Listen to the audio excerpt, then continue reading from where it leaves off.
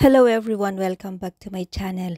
At dahil marami tayong nakikitang nagpo-post ng ganito sa Facebook, so pinuntahan din natin at napag-alaman ko na famous pala yung may gawa nito. Pangalan niya ay Gary Card. So alamin natin guys kung ano yung makikita sa loob. Kaya't samahan nyo ako. Madali lang tong puntahan guys kasi napaka-accessible niya sa transportation. So pinakamadali is MTR Fortress Hill. Exit kayo, exit A. Tapos, diretso, tawid sa kalsada kasi paglabas ng exit A ng MTR ay kalsada na, tawid lang kayo. Nasa right hand side ninyo ang structure kung saan may signage ng OY spotlight na to. Tapos, pagpasok nyo, hindi nyo na mamimiss yung kasi may makikita kayong mga art sa labas.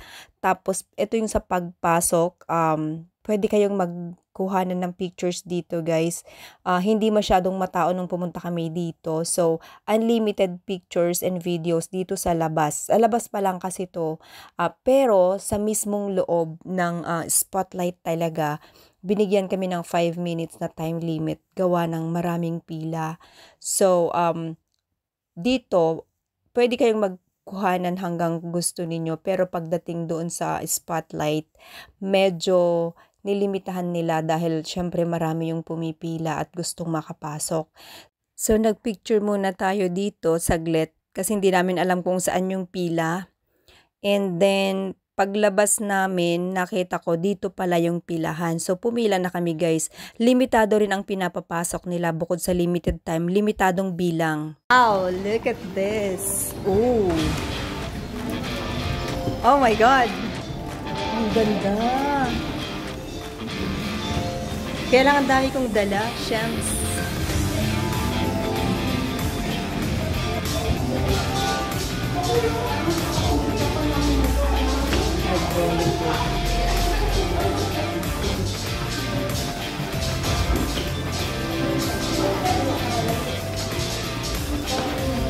Sana yung kasama ko.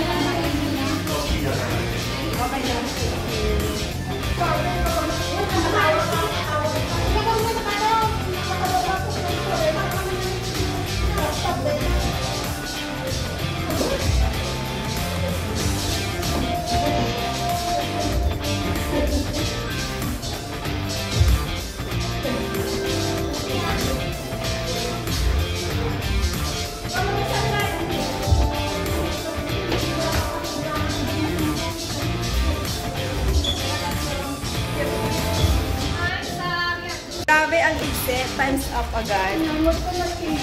Ganun talaga yun. We have to leave now. Kasi marami pang nakapila. So, alis na kami guys. Thank you so much sa aking taga-video at taga-picture.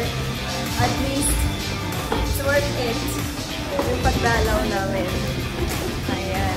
Bye! Bye-bye! Thank you! Please don't forget to hit like, comment, subscribe, and share if you like this video. Thank you so much for watching. Bye!